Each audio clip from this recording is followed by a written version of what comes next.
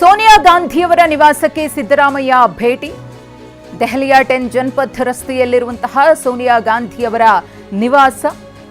ಸೋನಿಯಾ ಗಾಂಧಿ ರಾಹುಲ್ ಗಾಂಧಿಯವರನ್ನ ಭೇಟಿಯಾಗಿ ಸಿದ್ದರಾಮಯ್ಯನವರು ಕೃತಜ್ಞತೆಯನ್ನ ಸಲ್ಲಿಸಿದ್ದಾರೆ, ಧನ್ಯವಾದವನ್ನ ಹೇಳಿದ್ದಾರೆ. ಇಷ್ಟು ವರ್ಷಗಳ ಕಾಲ ತಮಗೆ ಬೆಂಬಲವನ್ನ ಕೊಟ್ಟಿದ್ದಕ್ಕೆ, ತಮಗೆ ಉನ್ನತ ಸ್ಥಾನಮಾನಗಳನ್ನು ನೀಡಿದ್ದಕ್ಕೆ, ಪಕ್ಷದಲ್ಲಿ ಗೌರವಯುತವಾಗಿ ನಡೆಸಿಕೊಂಡಿದ್ದಕ್ಕೆ ಕೃತಜ್ಞತೆಯನ್ನ ಸಲ್ಲಿಸಿದ್ದಾರೆ. ಸೋನಿಯಾ ಗಾಂಧಿಯವರನ್ನ ಭೇಟಿಯಾಗಿ ಸಿದ್ದರಾಮಯ್ಯನವರು ಅವರ ನಿವಾಸದಿಂದ ವಾಪಸ್ ತೆರಳುತ್ತಿರುವಂತಹ ನೇರ ದೃಶ್ಯಾವಳಿಗಳನ್ನು ಗಮನಿಸ್ತಾ ಇದ್ದೀರಿ. ಇದು ಸೋನಿಯಾ ಗಾಂಧಿಯವರ ನಿವಾಸದಿಂದ ಸಿಎಂ ಅವರು ತೆರಳುತ್ತಾ ಇರುವಂತಹ ದೃಶ್ಯ. ಕೆಲ ಹೊತ್ತಿನ ಹಿಂದೆಯಷ್ಟೇ ಸೋನಿಯಾ ಗಾಂಧಿಯವರನ್ನ ಭೇಟಿಯಾದರು, ಅವರ ಜೊತೆಗೆ ಒಂದಷ್ಟು ಮಾತುಕತೆಯನ್ನು ನಡೆಸಿದರು. ಹೈಕಮಾಂಡ್ ಸೂಚನೆಯ ಮೇರೆಗೆ ಸಿದ್ದರಾಮಯ್ಯನವರು ರಾಜೀನಾಮೆಯನ್ನು ಕೊಡ್ತಾರೆ.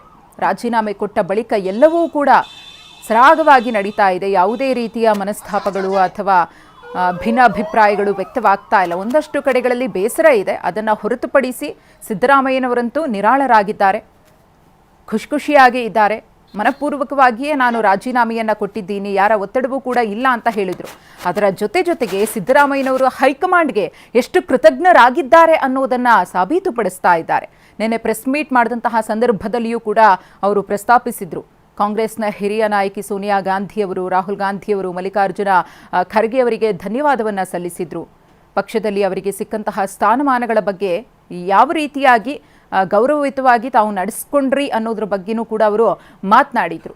ಇದೀಗ ರಾಜೀನಾಮೆ ಕೊಟ್ಟು ರಾಜೀನಾಮೆ ಅಂಗೀಕಾರ ಆದ ಬೆನ್ನಲ್ಲೇ ಅವರು ಸೋನಿಯಾ ಗಾಂಧಿಯವರನ್ನು ಭೇಟಿಯಾಗಿ ಅವರಿಗೆ ಕೃತಜ್ಞತೆಯನ್ನು ಸಲ್ಲಿಸಿದ್ದಾರೆ. ದೆಹಲಿಯ ಸೋನಿಯಾ ಅವರ ನಿವಾಸದಲ್ಲಿ ಭೇಟಿಯಾಗಿ ಮಾತುಕತೆಯನ್ನು ಮಾಡಿದರು. ಮಲ್ಲಿಕಾರ್ಜುನ ಖರ್ಗೆಯವರನ್ನು ಕೂಡ ಭೇಟಿಯಾಗ್ತಾರೆ.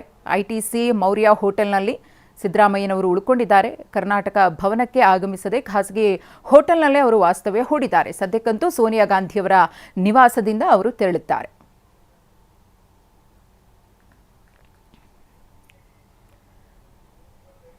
ಸೋನಿಯಾ ಗಾಂಧಿಯವರ ನಿವಾಸದಿಂದ ನೇರ ದೃಶ್ಯಾವಳಿಗಳನ್ನು ಗಮನಿಸ್ತಾ ಇದ್ದೀರಿ.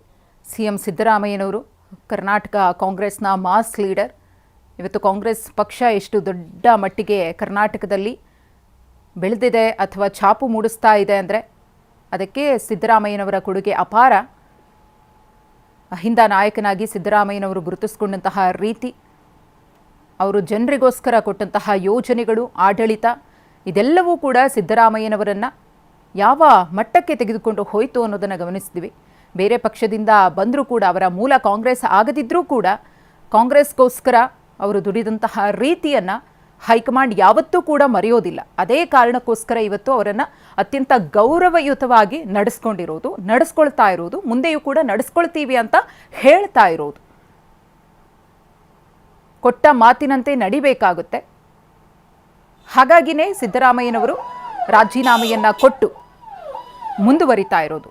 ನಾನು ರಾಜಕಾರಣದಲ್ಲಿ ಇರ್ತೀನಿ ಅಂತಾನೂ ಕೂಡ ಅವರು ಸ್ಪಷ್ಟಪಡಿಸಿದ್ದಾರೆ. ಅವರ ಮುಂದಿನ ರಾಜಕೀಯ ನಡೆಯ ಬಗ್ಗೆ ಕೇಳಿದಂತಹ ಸಂದರ್ಭದಲ್ಲಿ, ಜನರು ನನ್ನನ್ನು 5 ವರ್ಷಕ್ಕೋಸ್ಕರ ಶಾಸಕನನ್ನಾಗಿ ಆಯ್ಕೆ ಮಾಡಿದ್ದಾರೆ. ನಾನು ಮುಖ್ಯಮಂತ್ರಿ ಸ್ಥಾನದಿಂದ ಕೆಳಗಿಳಿದಿರಬಹುದು, ಆದರೆ ಶಾಸಕನಾಗಿ ನನ್ನ ಕ್ಷೇತ್ರದ ಜನತೆಗೆ ಏನು ಕೆಲಸ ಕಾರ್ಯಗಳನ್ನು ಮಾಡಿಕೊಡ್ಬೇಕು ಅದನ್ನು ನಾನು ಮಾಡ್ತೀನಿ.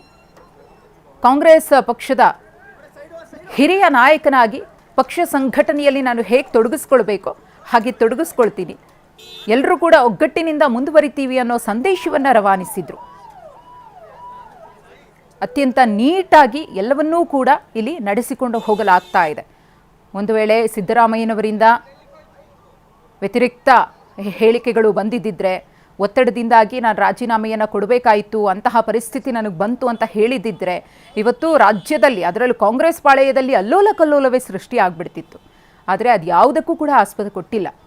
ಬಹಳ ಖುಷಿಯಾಗಿ ರಾಜ್ಯಪಾಲರಿಗೆ ರಾಜೀನಾಮೆಯನ್ನು ಕೊಟ್ಟರು. ಅವರ ಪ್ರಧಾನ ಕಾರ್ಯದರ್ಶಿಗೆ ರಾಜೀನಾಮೆ ಪತ್ರವನ್ನು ಹಸ್ತಾಂತರ ಮಾಡಿದರು ರಾಜ್ಯಪಾಲರ ಅನುಪಸ್ಥಿತಿಯಲ್ಲಿ. ಅದಾದಮೇಲೆ ರಾಜ್ಯಪಾಲರು ಥಾವರ್ಚಂದ್ ಗೆಹ್ಲೋಟ್ ಅವರು ಬಂದು ರಾಜೀನಾಮೆಯನ್ನು ಅಂಗೀಕಾರ ಮಾಡಿದರು. ರಾಜೀನಾಮೆ ಕೊಟ್ಟು ಸುದ್ದಿಗೋಷ್ಠಿಯನ್ನು ನಡೆಸಿದ ಬಳಿಕ ದೆಹಲಿಗೆ ತೆರಳಿದ್ರು. ಇವತ್ತು ಸೋನಿಯಾ ಗಾಂಧಿಯವರನ್ನು ಭೇಟಿಯಾದರು, ರಾಹುಲ್ ಗಾಂಧಿಯವರನ್ನು ಭೇಟಿಯಾದರು. ನಿನ್ನೆ ಒಗ್ಗಟ್ಟಿನ ಪ್ರದರ್ಶನ ಕೂಡ ಆಯಿತು. ಮುಂದೆ ಯಾರೇ ಬಂದರೂ ಕೂಡ ಅವರಿಗೆ ಇದೇ ರೀತಿಯಾಗಿ ಎಲ್ಲರೂ ಬೆಂಬಲವನ್ನು ಕೊಡಬೇಕು, ರಾಜ್ಯದ ಜನತೆಗೋಸ್ಕರ ಉತ್ತಮ ಆಡಳಿತವನ್ನು ನಾವು ನಡೆಸಿಕೊಂಡು ಹೋಗಬೇಕು ಅಂತ ಹೇಳಿ ಖುಷಿಯಾಗಿಯೇ ಮಾತನಾಡಿದರು. ಆದರೆ ಅಭಿಮಾನಿಗಳಿಂದ ಆಕ್ರೋಶ, ಬೇಸರ ವ್ಯಕ್ತವಾಗ್ತಾ ಇದೆ. ಮುಂದಿನ ದಿನಗಳಲ್ಲಿ ಅದನ್ನು ತಣ್ಣಗಾಗಿಸುವಂತಹ ಕೆಲಸವನ್ನು ಖುದ್ದು CM ಸಿದ್ದರಾಮಯ್ಯನವರೇ ಮಾಡಲಿದ್ದಾರೆ.